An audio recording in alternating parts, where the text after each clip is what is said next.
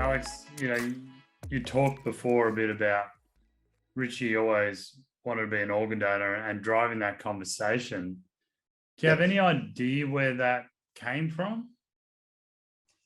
I don't know where it came from, but I do remember as a youngish boy, mid-teens, you started to see it on TV, maybe on, it must have just the early stages of this movement that we've got now was starting. So it was something that was in the media a little bit. So I think he would have picked up on it from that, but then he was the driver in our family to have this conversation. So Yeah, wow.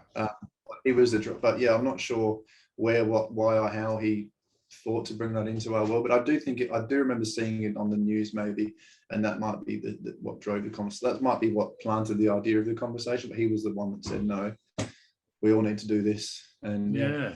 Which is amazing, because how many things do you hear on the news or see in the TV that you don't?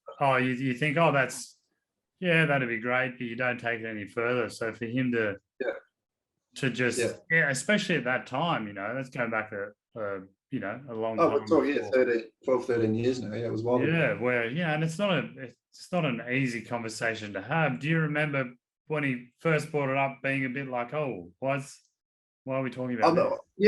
Yeah, I do remember thinking, shit, that's a bit Michaela.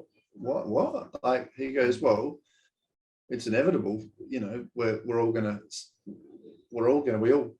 We all end the same way. None of us are here forever. But yeah, I do remember my mum saying, "Oh, don't be silly," and then some of us saying, "Well, I don't mind that, but I wouldn't want to give my eyes away." And then I just remember that. But I do remember the initial reaction was, "What are we talking about?" Yeah. But then it all makes sense. Yeah.